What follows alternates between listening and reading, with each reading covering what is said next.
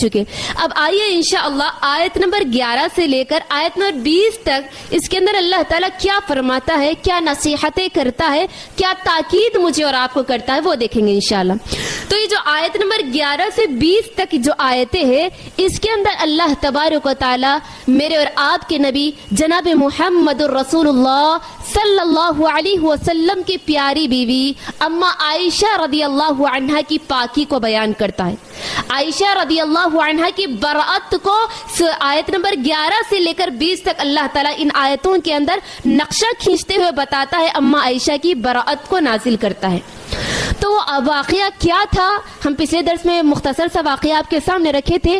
تو پہلے یہ دیکھتے ہیں کہ اما عائشہ رضی اللہ عنہا پر تہمت کا وہ واقعہ کیا تھا جو منافقوں کی طرف سے عائشہ رضی اللہ عنہا پر لگایا گیا تھا, جس کی وجہ سے اللہ تعالیٰ نے آیت نمبر 11 سے لے کر آیت نمبر 20 تک نازل کر دیا.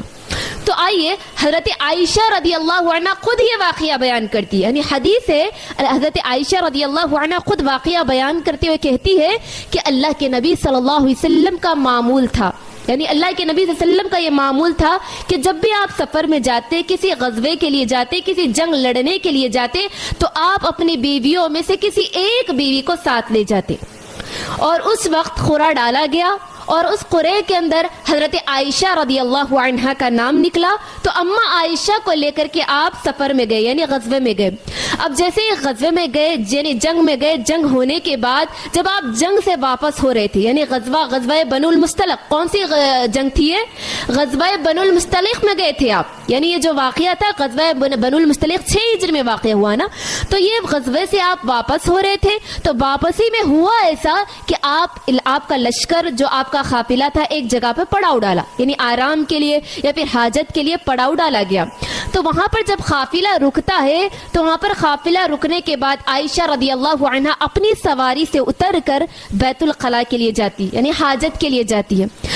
عائشہ رضی اللہ عنہا جیسے ہی قضائے حاجت کے لیے جاتی ہے تو وہاں پر ان کا ہار گم ہو جاتا ہے. جب وہ واپس آتی ہے اپنی یعنی واش روم سے ہو کر کے آتی ہے تو دیکھتی ہے کہ ہار تو گم گیا ہے. تو اب اما عائشہ سوچتی ہے کہ یہ ہار تو بہت قیمتی ہے, تو پھر واپس پھر جاتی ہے وہیں پر جہاں پر وہ واش روم کے لیے گئی تھی, پھر واپس وہیں پر جاتی ہے. اب جیسے ہی اما عائشہ واپس جاتی ہے تو جو یہ قافلہ یہاں پر تھا وہ لوگ جا چکے ہوتے. اور اس زمانے میں ہوتا ایسا تھا کہ عورتیں کم عمر ہونے کی وجہ سے, یعنی عورتیں ہلکی پھلکی ہوا کرتی, یعنی ہیلدی نہیں ہوا کرتی تھی, ان کا وزن بہت کم ہوا کرتا تھا. تو صحابہ نے دیکھا کہ جو ہودج اٹھا رہے تھے سواری پر رکھنے کا, اس کو رکھ دیا یہ سمجھ کر کہ اس کے اندر حضرت عائشہ موجود ہے, یعنی پردے کا حکم نازل ہو گیا تھا. تو صحابہ کرام عورتوں کو نہیں دیکھا کرتے تھے, تو یہ سمجھ کر ہودج رکھ دیا گیا سواری پر کہ اما عائشہ اس کے اندر موجود ہے, لیکن اما عائشہ اس کے اندر موجود نہیں تھی. اب پھر جیسے ہی عائشہ رضی اللہ عنہ ہار ڈھونڈنے کے لیے گئی, ان کو وہ ہار مل جاتا ہے. پھر ملنے کے بعد جب واپس آ کے دیکھتی ہے تو لشکر تو جا چکا ہے.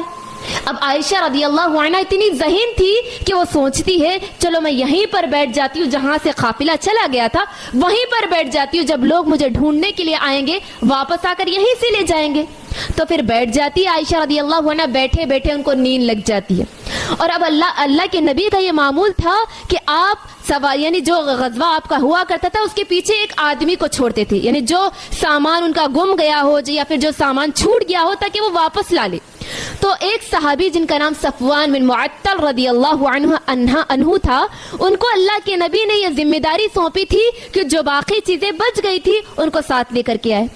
تو پھر صفوان بن معطل رضی اللہ عنہ جیسے ہی وہاں پر پہنچتے ہیں اور عائشہ رضی اللہ عنہا کو دیکھتے ہیں تو کہتے ہیں انا للہ و انا الیہ راجعون, یعنی اللہ کے نبی کی بیوی ہے, یعنی پردے کے حکم نازل ہونے سے پہلے آپ نے اللہ کے نبی کی بیوی کو دیکھا تھا. تو جیسے ہی دیکھتے ہیں پہچان جاتے ہیں اور کہتے ہیں انا للہ و انا الیہ راجعون, اور اس کے بعد سواری قریب کرتے تھے اما عائشہ کے اور بیٹھنے کے لیے کہتے ہیں, اور اما عائشہ بیٹھ جاتی ہے اور صفوان بن معطل رضی اللہ عنہ عائشہ رضی اللہ عنہا کو لے کر نکلتے ہیں. مدینہ تک پہنچنے تک آپ کے درمیان اور اما عائشہ کے درمیان کوئی بات چیت نہیں ہوتی. تو پھر جیسے ہی مدینہ آپ پہنچتے ہیں تو جب لوگ دیکھتے ہیں یہ منظر کو, صفوان بن معطل کو حضرت عائشہ کے ساتھ آتے ہوئے دیکھتے ہیں, تو منافقوں کو تو اب موقع چاہیے تھا, طرح طرح کی باتیں بنانا شروع کر دیتے, تہمتیں لگانا شروع کر دیتے. دیکھو اللہ کے نبی کی بیوی ایک صحابی کے ساتھ یعنی غیر مرد کے ساتھ آ رہی. اللہ اکبر. اللہ کے نبی پر بہتان لگانا, الزام لگانا شروع کر دیتی, اور جو اس الزام کے اندر بہت بڑا سرغنہ تھا وہ عبداللہ بن ابی منافقوں کا سردار تھا, جو مسلمانوں کو طرح طرح کی باتیں کر کے بھڑکاتا تھا. یعنی اماں عائشہ کے خلاف اور باتیں کر کے مسلمانوں کو بھڑکاتا تھا تاکہ مسلمان بھی یہ الزام لگانے میں شامل ہو جائے. طرح طرح کی باتیں بنانے لگے. اللہ کے نبی کی پیاری بیوی پر الزام لگا, بد چلن کا الزام لگانے لگے, تہمتیں لگانے لگے. اب اللہ کے نبی جیسے یہ خبر سنتے بڑے پریشان ہوتی. اب اماں عائشہ جیسے یہ سفر سے واپس آئی, ان کو یہ تہمت کی خبر معلوم نہیں تھی, جس کی وجہ سے اللہ کے نبی کی بیوی یعنی حضرت عائشہ رضی اللہ عنہا جیسے ہی واپس آئی سفر سے تو بیمار ہو گئی. ابھی یہ خبر تو معلوم نہیں تھی, لیکن وہ بیمار ہوئی. تقریباً 1 مہینے تک آپ بیمار تھی.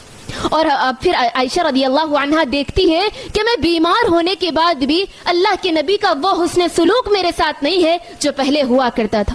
یعنی جب میں بیمار ہو جاتی تو اللہ کے نبی مجھے بہت پوچھا کرتے, یعنی بار بار حال پوچھا کرتے. آپ کی شفقت کا یہ عالم ہوتا کہ آپ میرے قریب بیٹھے رہتے, لیکن میں دیکھتی ہوں کہ اللہ کے نبی اس بیماری میں میرے ساتھ نہیں ہے, آپ کو وہ معاملہ میرے ساتھ نہیں ہے, آپ کی وہ شفقت کا معاملہ میرے ساتھ نہیں ہے جو پہلے ہوا کرتا تھا. پھر بھی حضرت عائشہ خاموش ہو جاتی ہے, لیکن حضرت عائشہ کو یہ معلوم نہیں ہوتا کہ یہ تہمت آپ پر لگائی گئی, اور اللہ کے نبی بھی آپ سے ذکر نہیں کرتے. پھر ہوا ایک دن کہ مدینے میں جو ہے بیت الخلا جو ہوتا ہے, خزائے حاجت جو ہوتا ہے, وہ گھروں میں نہیں ہوا کرتا, یعنی گھروں سے دور ہوا کرتا تھا. تو اسی طرح آپ خزائے حاجت کے لیے ایک دن گئی.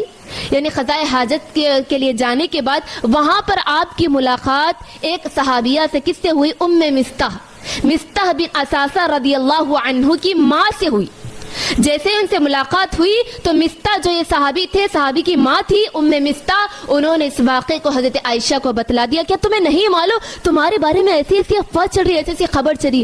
اللہ اکبر. جیسے ہی حضرت عائشہ رضی اللہ عنہا اس بات کو سنتی ہے تو اور بیمار ہو جاتی ہے, اتنا صدمے میں پہنچ جاتی ہے, اتنے غم میں پہنچ جاتی ہے کہ اللہ اکبر. فوراً گھر پہنچنے کے بعد اللہ کے نبی صلی اللہ علیہ وسلم سے کہتی ہے کہ اے اللہ کے نبی صلی اللہ علیہ وسلم, میں اپنے والدین کے گھر جانا چاہتی ہوں, یعنی میں اپنے ماں باپ کے پاس جانا چاہتی ہوں, آپ اجازت دے دیں. تو اللہ کے نبی آپ کو اجازت دے دیتے ہیں, اور حضرت عائشہ اپنے ماں باپ کے گھر ام رومان اور ابو بکر رضی اللہ عنہ کے گھر جاتی ہے, اور کہتی ہے جانے کے بعد اپنے ماں باپ سے پہلے ام رومان اپنی ماں سے کہتی ہے کہ اے ماں, میرے بارے میں ایسی ایسی افواہیں پھیلائی جا رہی ہے, کیا یہ بات صحیح ہے؟ تو ماں کہتی ہے ہاں بالکل صحیح ہے, لیکن تم فکر نہ کرو, اللہ تبارک و تعالیٰ کوئی نہ کوئی راستہ نکال دیتا ہے. اور پھر حضرت ابو بکر بھی بڑے پریشان, بڑے غم زدہ, اور اماں عائشہ جیسے اپنے ماں باپ کے گھر جاتی ہے, اپنے والدین کے گھر جاتی ہے, تو کئی دن تک روتے رہتی ہے. اتنا روتی, نہ اپنے کھانے کا خیال ہوتا ہے, نہ اپنی صحت کا خیال ہوتا ہے. ایک جگہ پر بیٹھی روتی رہتی تو اسی حالت میں بیٹھی ہوتی. جیسے اب ابو بکر اپنے ان کے باپ حضرت عائشہ کو دیکھتے تو بڑے غم زدہ ہوتی. اس کے بعد اب یہاں پر عائشہ رضی اللہ عنہ کے والدین کے گھر جانے کے بعد اب یہاں پر رسول اللہ صلی اللہ علیہ وسلم اپنے صحابہ کو بلا کر حضرت عائشہ کے بارے میں پوچھتے. سب سے پہلے اسامہ بن زید رضی اللہ عنہ کو بلاتے. اللہ کے نبی کہتے ہیں کہ بتاؤ عائشہ رضی اللہ عنہ کے بارے میں تمہاری کیا رائے؟ اسامہ بن زید صحابی فوراً کہتے ہیں میں عائشہ رضی اللہ عنہا کے بارے میں کوئی ایسی بات نہیں دیکھتا, آپ تو با اخلاق ہے, بلند اخلاق والی ہے, آپ کبھی ایسی حرکت نہیں کر سکتی, آپ پاک باز خاتون ہیں. حضرت اسامہ بن زید کے